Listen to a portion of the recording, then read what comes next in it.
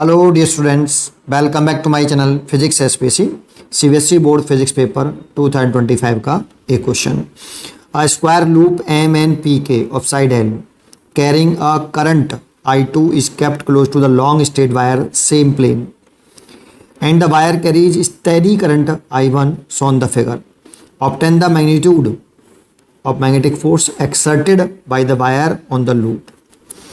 ठीक है, तो देखो सबसे पहले इंपॉर्टेंट बात कि जो करंट कैरिंग लूप है, क्लोज लूप है, ये कैसे मैग्नेटिक फील्ड में प्लेस्ड है, यूनिफॉर्म मैग्नेटिक फील्ड में या नॉन यूनिफॉर्म मैग्नेटिक फील्ड में। तो ये करंट कैरिंग स्ट्रेट वायर के मैग्नेटिक फील्ड में है। ये इस करंट कैरिंग स्ट्रेट वायर के मैग्नेटिक फील्ड में रखा है और नॉन यूनिफॉर्म मैग्नेटिक फील्ड है। क्यों? क्योंकि इस वायर से जैसे जैसे हम दूर चलेंगे ऐसे तो मैग्नेटिक फील्ड घटेगा। इस वायर की वजह से जो मैग्नेटिक फील्ड निकालेंगे, इस वायर से दूर चलने पर, ऐसे चलने पर बी क्या होगा, डिक्रीज होगा। ठीक, किधर की तरफ डिक्रीज होगा? तो राइट हैंड पाम रूल लगा लीजिए। करंट की डायरेक्शन ये, फिंगर टुवर्ड दी पॉइंट्स, तो मैग्नेटिक फील्ड की डायरेक्शन जो आएगी वो डाउनवर्ड आएगी due to this current carrying straight wire X Y. तो देखो ये मैग्नेटिक फील्ड डाउनवर्ड डायरेक्शन में आ रहा है ऐसे, ये, और जैसे इधर की तरफ आएंगे तो मैग्नेटिक फील्ड घटेगा। तो पहले ये करो ना देता हूँ ऐसे। अब थोड़ा सा दूर गैप बढ़ा दिया मैंने, यहाँ पे गैप कम है, यहाँ पे गैप बढ़ा दिया, तो मैग्नेटिक फील्ड घट रहा है। ठीक है, तो इधर की तरफ चलने पर मैग्नेटिक फील्ड घटेगा। ये डायरेक्शन ऑफ मैग्नेटिक फील्ड है, डाउन बढ़ा रही है बेटा। ठीक, तो ये जो यू लूप है वो नॉन यूनिफॉर्म मैग्नेटिक फील्ड में रखा है। जब कोई current carrying close loop non uniform magnetic field में रखा हो तो नेट फोर्स जीरो नहीं होता। यूनिफॉर्म मैग्नेटिक फील्ड में रखा हो तो नेट फोर्स जीरो होता है। तो नॉन यूनिफॉर्म में रखा है भाई, मैग्नेटिक फील्ड यहाँ पर नॉन यूनिफॉर्म है। नॉन यूनिफॉर्म मतलब कांस्टेंट नहीं है। ठीक, अच्छा, अब फोर्स कैसे निकालना है वो देखना है। तो एक एक सेगमेंट पे फोर्स निकाल लेते हैं, जैसे एम एन सेगमेंट पे फोर्स निकाल लेते हैं। तो इसमें आप ये वाला कंसेप्ट यूज कर लो कि अगर एक पैरेलल कंडक्टिंग वायर ये है लॉन्ग इन्फिनिटी, इसमें करंट है आपकी I1, और इससे यहाँ एम एन वायर पर देख लेते हैं, केवल एम एन वायर पर कितना फोर्स लगेगा। तो एम एन वायर पर फोर्स निकाल लेते हैं। इसमें करंट आपकी I2 है ये, और इसकी जो परपेंडिकुलर सेपरेशन है ये L है, और ये वायर की लंबाई L है। तो देखो ये दो करंट कैरिंग पैरेलल वायर हो गए। जब दो करंट कैरिंग पैरेलल वायर हों तो magnetic force on wire MN, magnetic force, magnitude लिख रहा हूँ, magnetic force on current carrying wire MN, इसे F1 बोल लेता हूँ, due to straight wire XY। तो F1 is equal to mu not upon 4 2 दोनों करंट का मल्टीप्लाई I1 I2 बटे परपेंडिकुलर सेपरेशन कितनी है L। यहाँ पे R लिखते थे हम, लेकिन दोनों पैरेलल वायर के बीच की परपेंडिकुलर सेपरेशन लिखते थे जो कि L है, मल्टीप्लाइड बाई जितनी वायर पर, जितनी लेंथ पर, इस वायर की कितनी लेंथ पर फोर्स निकालना है, L लेंथ पर, तो L लेंथ पर। यहाँ R लिखते थे R, ये R है आपका, और L लेंथ पर फोर्स निकालना है तो L लिख दिया। ठीक है, डायरेक्शन देखें तो देखो करंट की डायरेक्शन अगर सेम होती है तो अट्रैक्टिव फोर्स लगता है ऐसे। ये F1 माना है। आप चाहो तो पहले मैग्नेटिक फील्ड की डायरेक्शन डाउनवर्ड है और F की डायरेक्शन निकाल लो, F बराबर IBL साइन थीटा से। स्टैंडर्ड केस तो F वेक्टर बराबर कितना था, I L vector cross B vector था, तो L क्रॉस B भी निकाल सकते हो आप। तो L वेक्टर की डायरेक्शन में, L वेक्टर की डायरेक्शन क्या मानते हैं, जो करंट की डायरेक्शन है, तो करंट की डायरेक्शन ये है, तो L वेक्टर की डायरेक्शन भी हम यही मानेंगे, ये वाली। और L क्रॉस B कर लें राइट हैंड से, L क्रॉस B, L से छोटे एंगल से B की तरफ अपनी राइट हैंड की फिंगर को घुमाएं तो L क्रॉस B की डायरेक्शन निकल आएगी। क्रॉस प्रोडक्ट की डायरेक्शन निकाल रहा हूँ तो ऐसे, तो थंब इधर आ रहा है ना, तो ये थंब L क्रॉस B की डायरेक्शन को बताएगा, दैट मीन्स फोर्स की डायरेक्शन को बताएगा। तो ऐसे लग रहा है, ठीक है। या फ्लेमिंग के लेफ्ट हैंड रूल से निकाल लेना F बराबर IBL साइन थीटा की डायरेक्शन, ठीक है। या करंट की डायरेक्शन सेम होने पर अट्रैक्टिव फोर्स होता है, ये याद रख लो। चलिए F1 आ गया। ऐसे ही KP वाले वायर पे फोर्स निकाल लो। अगर हम KP वाले वायर पे फोर्स निकालें, magnetic force on current carrying wire के P due to conducting wire X Y. तो देखो ये तो लॉन्ग इन्फिनिटी स्टेट वायर है आपका, ऐसे एक्स और वाई वाला, ये तो करंट I1 है, ये एक्स वाला वाई वाला वायर, और ये के पी वायर है, ये रहा। इसमें करंट की डायरेक्शन अब ऐसे हो गई I2, ये के पी वाला वायर है, इसकी लंबाई L है।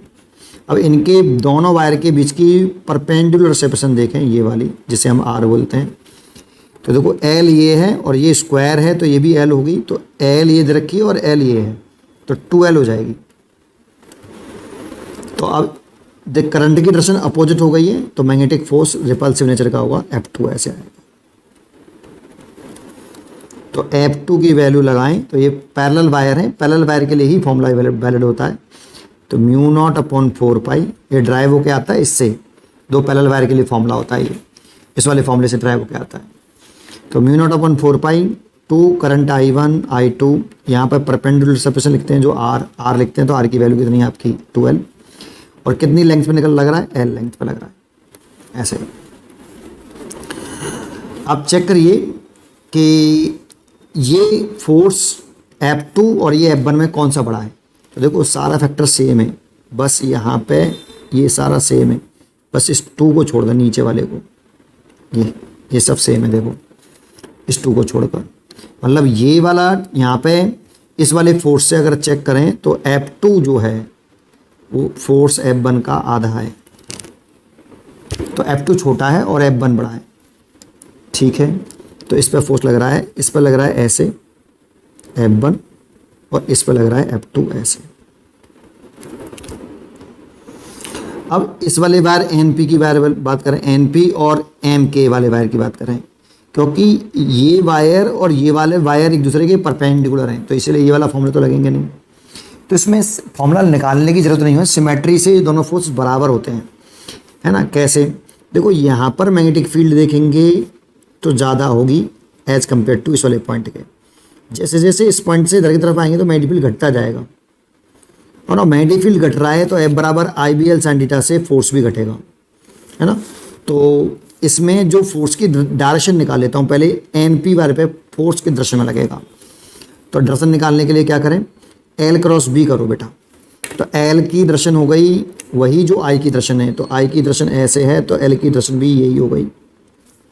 और B, तो L से B की तरफ छोटे एंगल से अपने फिंगर की, राइट हैंड की फिंगर को घुमाइए। L से B छोटे एंगल से घुमा रहा हूँ, थंब इधर आ रहा है, कि L क्रॉस B की direction I, that means F की डायरेक्शन आई, तो इस पर फोर्स लग रहा है इधर। ऐसे ही इस वाले वायर पे फोर्स निकालेंगे, तो करंट की डायरेक्शन ये है, तो ये जो करंट की डायरेक्शन वही L वेक्टर की डायरेक्शन, तो L वेक्टर की डायरेक्शन ऊपर हो गई और B नीचे की तरफ है, तो L क्रॉस B, तो L को राइट हैंड की फिंगर को L से B की तरफ छोटे एंगल से घुमाइए ऐसे, थंब इधर आ रहा है, तो ये L क्रॉस B की डायरेक्शन आ गई ऐसे F, इसे F3 और इसे F4, लेकिन ये मैग्नीट्यूड में बराबर होंगे बेटा दोनों फोर्स, सिमेट्री से। जितनी परपेंडिकुलर सेपरेशन इसकी है उतनी इसकी है, और इसके छोटे छोटे लेंथ पर फोर्स निकाल रहे हैं, क्योंकि यहाँ पे मैग्नेटिक फील्ड यूनिफॉर्म नहीं है, यहाँ से यहाँ तक मैग्नेटिक फील्ड कांस्टेंट नहीं है बेटा। इसमें कांस्टेंट मान सकते थे हम, इस वाले पूरे वायर पे कांस्टेंट है क्योंकि परपेंडिकुलर सेपरेशन बराबर है। ऐसे इस वाले पूरे वायर पे मैग्नेटिक फील्ड कांस्टेंट मान सकते थे, तो ये फॉर्मूला तभी ड्राइव होके आया। लेकिन इसके लिए हर एक छोटे छोटे सेगमेंट करने पड़ेंगे और फिर छोटे छोटे फोर्स निकालने पड़ेंगे। तो इस वाले पे फोर्स निकाला, ये आएगा, यहाँ पे निकालोगे तो थोड़ा सा कम हो जाएगा, यहाँ पे और निकालोगे तो थोड़ा सा और कम होगा, ऐसे घटता जाएगा बेटा फोर्स। ये घटता गया, बिल्कुल छोटा हो जाएगा, यहाँ पे जीरो नहीं होगा, छोटा हो जाएगा। ऐसे ये वाला है, सिमेट्री से बिल्कुल सेम आएंगे बेटा, ये वाला फोर्स और ये फोर्स बराबर होगा मैग्नीट्यूड में, डायरेक्शन में अपोजिट है। ये वाला फोर्स इसके बराबर होगा, तो ये कम होता जा रहा है ऐसे। तो ये फोर्स और ये फोर्स मैग्नीट्यूड में इक्वल हैं और डायरेक्शन में अपोजिट हैं, तो ये वाले फोर्स और ये वाले फोर्स तो आपस में क्या हो जाएंगे, कैंसिल हो जाएंगे, है ना। और एक ही प्लेन में, प्लेन भी सेम है, तो कैंसिल हो जाएंगे ये और ये वाला फोर्स बचेगा। इसमें F1 बड़ा है F2 से, तो नेट फोर्स निकालें, magnitude of net force, magnitude of net force on square loop, तो एफ नेट लिखें तो F1 माइनस F2, तो F1 माइनस F2 की वैल्यू है F1/2, तो यह आएगा F1/2। तो F1 की वैल्यू लिखता हूँ, तो F1 की वैल्यू है ये रही, तो नेट फोर्स आया 1/2 इंटू F1/2 था, तो F1/2 1/2 तो ये हो गया, और F1 की वैल्यू ये लिख लेता हूँ, μ0/4 2I1I2/L इंटू L, L से तो L कट गया, इस 2 से ये 2 कट गया, तो μ0/4 I1I2 इतना नेट फोर्स लग रहा है, ये इतना आंसर है। ठीक है, और डायरेक्शन भी पूछ रहा है, तो देखो F1 मैग्नीट्यूड में बड़ा है F2 से, तो नेट फोर्स जो लगेगा वो F1 की तरफ लगेगा, ऐसे, मतलब toward the wire, straight wire, towards the straight current carrying wire I1 या XY। ठीक है, ऐसे होगा भाई, डायरेक्शन ये होगा, और ये मैग्नीट्यूड हो गया। उम्मीद है आपको ये क्वेश्चन जरूर समझ में आया होगा। पढ़ते रहिए और खुश रहिए।